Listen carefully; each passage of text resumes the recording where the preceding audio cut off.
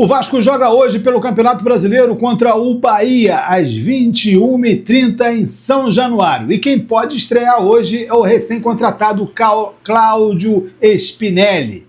Ele foi inscrito no bid da CBF, faltando poucos minutos para encerrar. E está relacionado para a partida, podendo ser aproveitado e ter feito a sua estreia hoje no Vascão, né?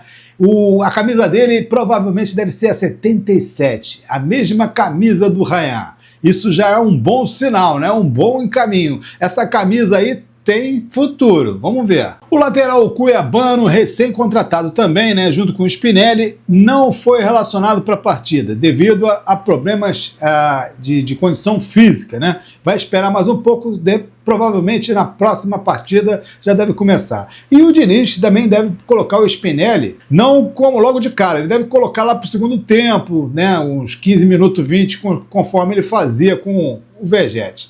Mas vamos ver, eu tô torcendo muito e tô muito confiante aí com o Spinelli, que parece ser um bom jogador. A renovação do contrato do Coutinho está em andamento. O Vasco está querendo renovar com ele e deve estender o contrato dele ou até o final desse ano de 2026 ou meados do ano que vem, 2027. Estão em negociações e acho que não vai ter problema nenhum, nem do Vasco, nem na parte do Coutinho. Só estão amarrando aí uns pequenos detalhes do contrato. O atacante GB foi emprestado ao Fortaleza para disputar a Série B esse ano.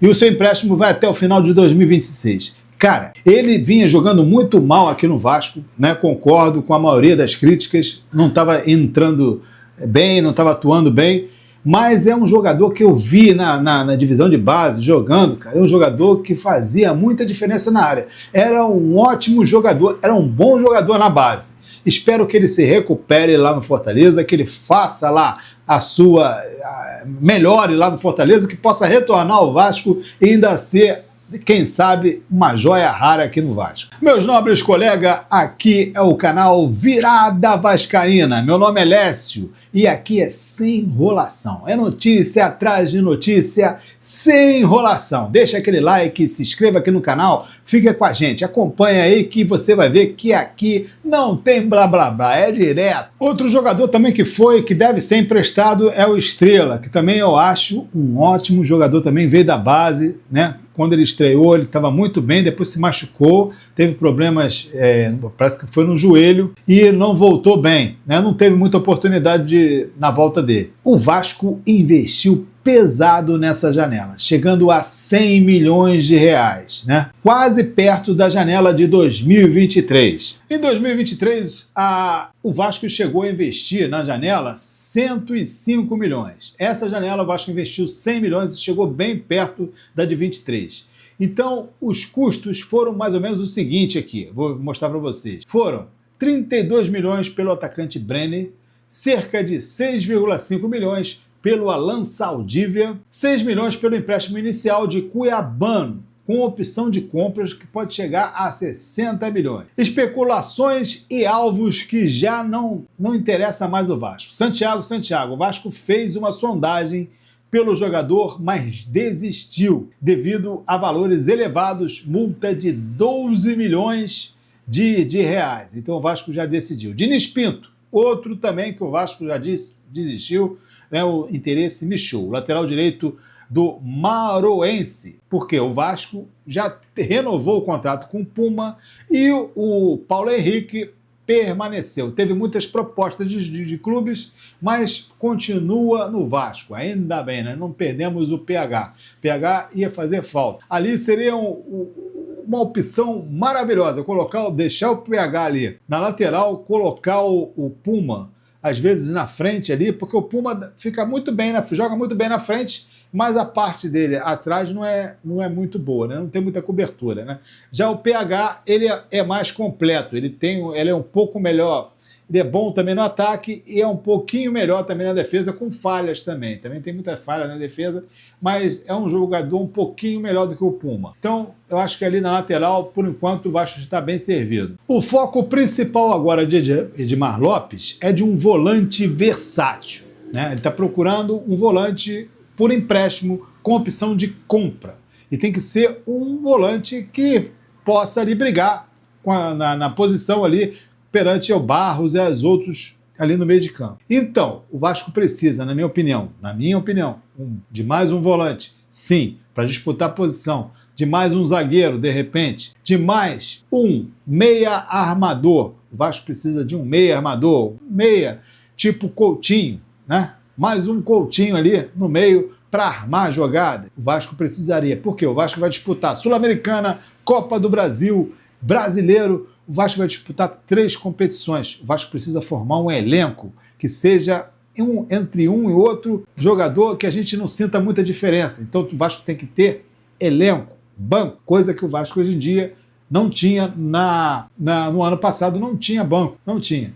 Então o Vasco tem que fazer um elenco forte para esse ano de 2026, para deixar a gente mais calmo, né? O torcedor do Vasco tem que ficar mais calmo, mais relax nesse ano. Então, Edmar Lopes, contrate aí alguém que possa deixar o nosso torcedor do Vasco mais calmo, mais relax, ok? Vamos nessa. Olha, o Vasco é uma fábrica de craques. Sempre foi uma fábrica de craques aqui em São Januário, aqui no Vasco. E tem mais um jogador aí que pode se tornar um outro Ryan. Um outro Ryan. É deixa eu ver aqui, o Andrei Fernandes. Ele tem apenas 18 anos. Fez história por se tornar o primeiro jogador nascido em 2008 e atuar pelo profissional do Vasco na partida contra o Nova Iguaçu. Ele entrou no jogo contra o Nova Iguaçu em janeiro agora, de 2025, pelo Campeonato Carioca. Destaque absoluto da base, hein? Então anote aí essa promessa. Andrei Fernandes, de apenas 21 anos, artilheiro geral das categorias de base com 27 gols. Anote esse nome aí, meu amigo. O Vasco demonstrou interesse também no volante argentino Matias Galarza, do Talleres, né, da Argentina. E teve conversas com os dirigentes lá do argentino, só que também tem interesses de clubes da Europa e também de clubes brasileiros. O jogador parece que também não é completamente do Talleres. São divididos os interesses deles com o Talleres e com o Genk, com o time Genk da Bélgica, né? O Atlético Mineiro foi o clube que mais avançou nas conversas, mas não obteve sucesso nas tratativas. O Vasco está de olho aí nesse jogador e vamos ver o que acontece aí, né? É um jogador novo, 24 anos, 1,80 m, né? 2 temporadas que ele teve no Genk da Bélgica, ao lado do zagueiro colombiano Carlos Cuesta, hoje no Vasco. A ligação é vista internamente como um possível trunfo a favor do clube carioca em eventual negociação. Ele é conhecido pela intensa forma física e qualidade técnica acima da média. O argentino reúne características que se encaixam no perfil buscado pelo Vasco no mercado para reforçar ali justamente o meio de campo. O Vasco continua negociando seu patrocínio master, né? Aquele que fica aqui na frente da camisa. E a BYD, empresa chinesa de carros, que faz carros aí elétricos, faz carros híbridos, né? Essa empresa já está aqui, estabelecida aqui no Brasil, já tem fábrica aqui na Bahia e está procurou aí, deu uma proposta para o Vasco de ter o patrocínio na camisa com 55 milhões de reais nesse ano de 2026, para colocar o patrocínio dela. Podendo chegar até 80 milhões, dependendo de alcançar determinadas metas em competições internacionais e, é claro, ir chegando mais perto, por exemplo, brasileiro, ter uma boa colocação no brasileiro, ter uma boa colocação na Copa do Brasil, na Copa Sul-Americana, vai expor mais a marca. Então, a marca estipula isso como meta e aumenta esse valor que pode chegar até 80 milhões de reais. Então vamos ver se o Vasco fecha aí com a BYD ou com alguma outra bet que cubra a oferta, né? Agora eu quero saber de você, meu amigo torcedor do Vasco, minha amiga torcedora do Vasco. Qual é o palpite para hoje? Vasco e Bahia. Coloque aí nos comentários. Vasco vai ganhar de quanto? 1-0, 2-0, 3-0, de quanto o Vasco vai ganhar? Não vem dizer que o Bahia vai ganhar, não, hein? Não faça isso. O Vasco vai sair com uma bela vitória aí, com um gol no finalzinho do Spinelli, para reacender a esperança da torcida vascaína. E eu vou já já dizer a escalação, provável escalação do Vasco para o jogo de hoje às 21h30 contra o Bahia em São Januário. Provável escalação do Vasco aí é Léo Jardim, Carlos Puma Rodrigues na lateral direita, Carlos Kester no zagueiro do lado direito, Robert Renan, zagueiro do lado esquerdo, Lucas Piton na lateral esquerda, Barros e Thiago Mendes. No meio de campo tem Nuno Moreira, Felipe Coutinho e André Gomes. Esse é o cara, hein? Tá jogando muito o André Gomes, hein? Todo jogo dele é um destaque da partida, cara. O cara joga muito. E Brenner na frente. Brenner, perde menos gol hoje, hein? Vamos perder menos gol hoje. Quem está fora? Jair lesionado, Cuiabano poupado, Igor Moura. Hugo Moura, que Igor Moura, meu amigo? Hugo Moura é o desfalque. Provável escalação do Bahia com o técnico Rogério Ceni. Provável escalação: Ronaldo no gol, Gilberto na lateral, esse já foi do Vasco, hein?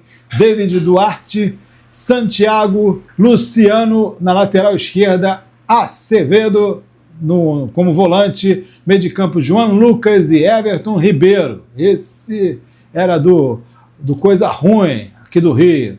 Ademir e Eric Pulga. E na frente, William José. Quem está fora é Sidney e Juan Pablo, departamento médico.